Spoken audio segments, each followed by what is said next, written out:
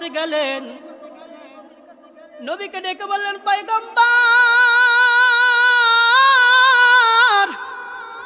ও আমার কলেজের নবী গো, সকালবেলায় আমার বাবা আপনার সাথে যুদ্ধের ময়দানে গিয়েছে, আমার বাবা কই?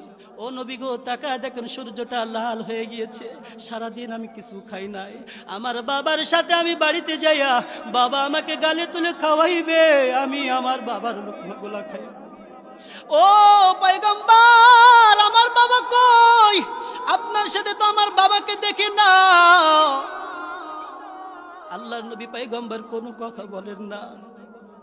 আল্লাহ নবী পয়গম্বর আসমানের দিকে তাকায়া চোখের পানি ফেলায়া রব্বে কারিমকে ডেকে বলে, রব্বে কারিম,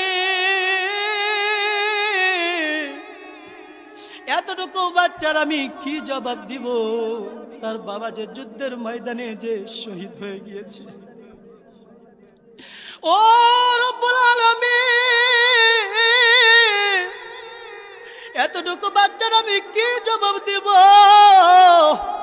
তার বাবা যে যুদ্ধের ময়দানে যে শহীদ হয়ে গিয়েছে।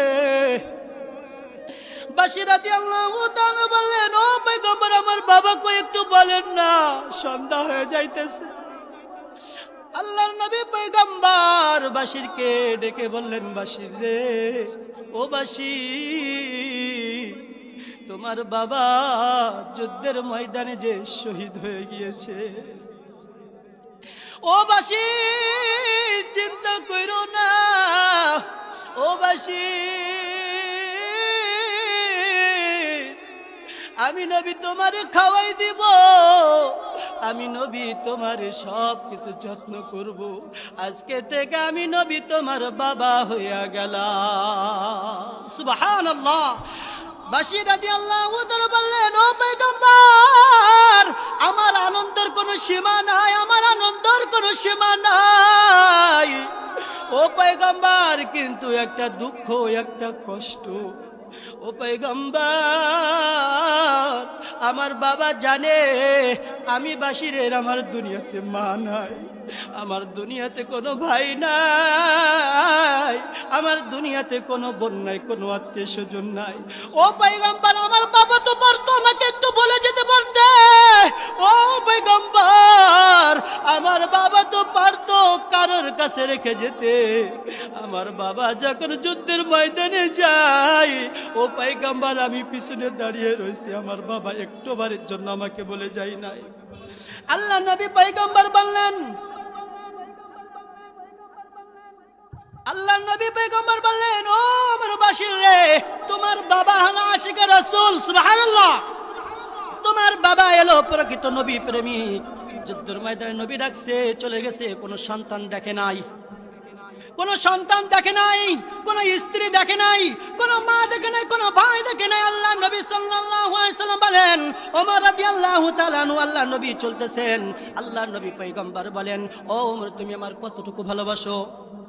আল্লাহ নবী বলেন, লা ইউমিনু আহাদুকুম হাত্তা আকুনা হাব্বা ইলাইহি মিন ওয়ালিদিহি ওয়া ওয়ালাদিহি ওয়ান নাসি আজমাইন।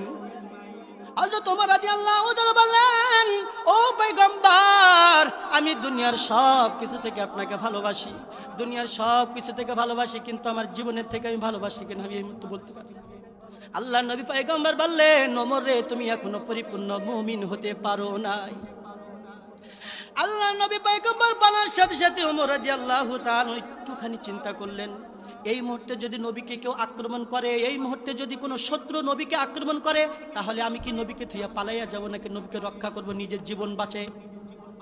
সাথে সাথে নবীকে বললেন, পয়গম্বর, আমি আমার জীবনের থেকে আপনাকে ভালোবাসি।